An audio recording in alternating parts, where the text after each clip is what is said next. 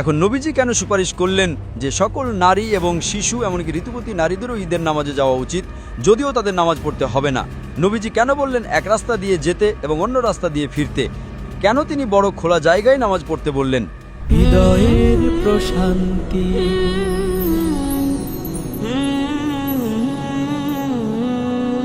এখন আমরা শেষ এবং চতুর্থ পয়েন্টটি আলোচনা করব, যা হলো ঈদ বা কোরবানির দিন, ঈদুল আজহা।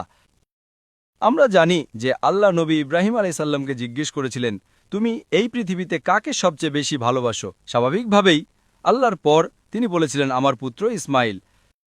তখন আল্লাহ ইব্রাহিম আলাইসাল্লামকে পরীক্ষা করলেন যে তিনি কি তার পুত্রকে আল্লাহর জন্য কোরবানি করতে পারবেন। ইব্রাহিম আলাইসাল্লাম গিয়ে তার পুত্র ইসমাইল আলাইসাল্লামকে বিষয়টি জানালেন। পুত্র বললেন, বাবা চিন্তা করবেন না, আপনি আমাকে ধৈর্যশীল পাবেন।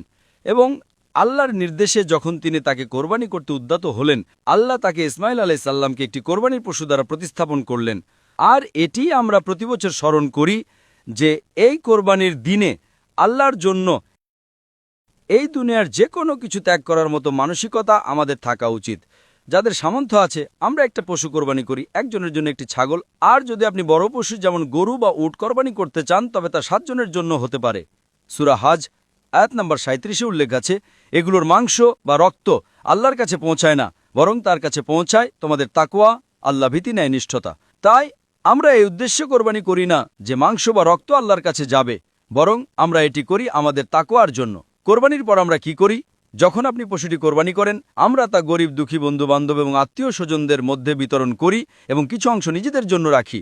সাধারণত এটি সুপারিশ করা হয় যে কমপক্ষে 1/3 গরিবদের দেওয়া উচিত, 1/3 পরিবার ও বন্ধুদের, এবং সর্বোচ্চ 1/3 আপনি নিজের জন্য রাখতে পারেন।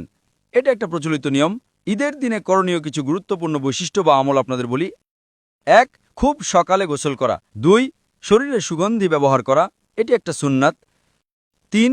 আপনার সবচেয়ে ভালো পোশাকটি পরা। 4. ঈদুল আজহার নামাজের আগে কিছু না খাওয়াটাই উত্তম। 5. নামাজের জন্য তাড়াতাড়ি যাওয়া। সুপারিশ করা হয় যে সকল নারী, শিশু এমনকি ঋতুবতী নারীদেরও ঈদগাহে যাওয়া উচিত, যদিও তাদের নামাজ পড়তে হবে না বা তারা নামাজের স্থানে মুসাল্লায় প্রবেশ করবে না, তবুও তারা জামাতে শারিক হবে। 7. ঈদের নামাজ পড়ে ফেরার সময় খেয়াল রাখবেন যেন অন্য রাস্তা দিয়ে আসেন, যে রাস্তা দিয়ে গিয়েছিলেন সেই একই রাস্তা দিয়ে ফিরবেন না। 8. এবং মুসলিমদের জন্য খোলা মাঠে নামাজ পড়া উত্তম, যাকে ঈদগাহ বলা হয়। এখন নবীজি কেন সুপারিশ করলেন যে সকল নারী এবং শিশু এমনকি ঋতুবতী নারীদেরও ঈদের নামাজে যাওয়া উচিত, যদিও তাদের নামাজ পড়তে হবে না? নবীজি কেন বললেন এক রাস্তা দিয়ে যেতে এবং অন্য রাস্তা দিয়ে ফিরতে? কেন তিনি বড় খোলা জায়গায় নামাজ পড়তে বললেন?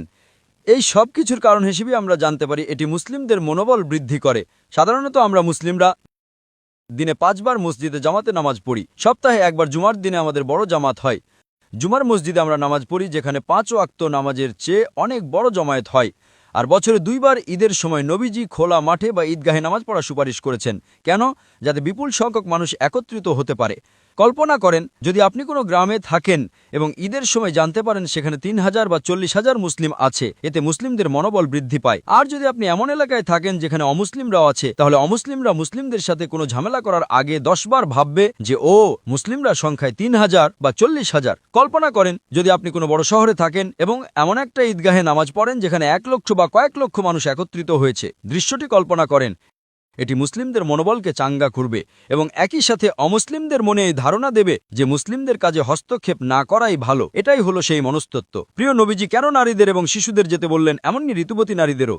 যখন আপনি এক রাস্তা দিয়ে গিয়ে অন্য রাস্তা দিয়ে ফিরবেন, তখন সেই গ্রাম, শহর বা নগরের অন্য এলাকার মানুষ জানবে যে মুসলিমরা বিপুল সংখ্যায় যাচ্ছে।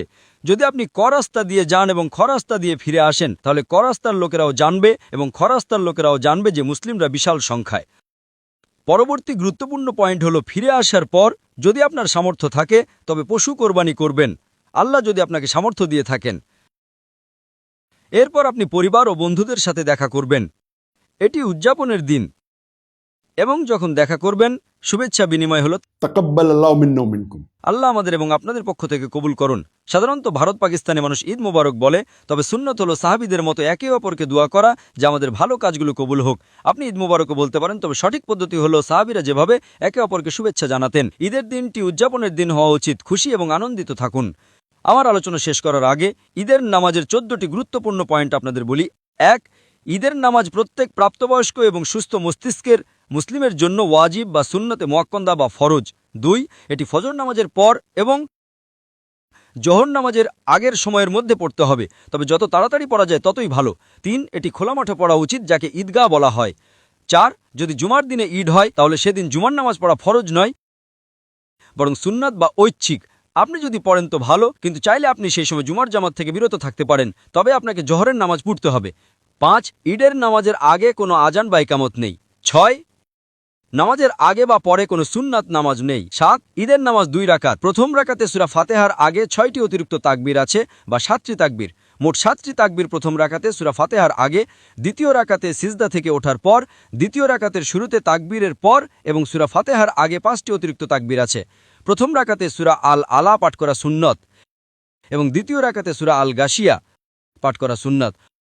প্রথম রাকাতে সূরা আল আলা এবং দ্বিতীয় রাকাতে সূরা আল গাশিয়া, অথবা প্রথম রাকাতে সূরা কাফ এবং দ্বিতীয় রাকাতে সূরা কামার। সুন্নত হল প্রথম রাকাতে সূরা কাফ এবং দ্বিতীয় রাকাতে সূরা কামার তেলাওয়াত করা। 11. ঈদের নামাজের পর খুতবা দেওয়া হয়। 12. নামাজের পর ইমামের খুতবা শোনা সুপারিশকৃত মুস্তাহাব, তবে এটি ফরজ নয়, তবে এটি শোনা অত্যন্ত উত্তম। 14. যখন নামাজের জন্য এক রাস্তা দিয়ে যাবেন তখন খেয়াল রাখবেন যেন ফেরার সময় অন্য রাস্তা দিয়ে আসেন। এগুলো ছিল ঈদের নামাজের 14টি প্রধান বৈশিষ্ট্য, এবং আমি জিলহজ মাসের প্রথম 10 দিনের গুরুত্ব সম্পর্কে যতটা সম্ভব সংক্ষেপে আলোচনা করলাম।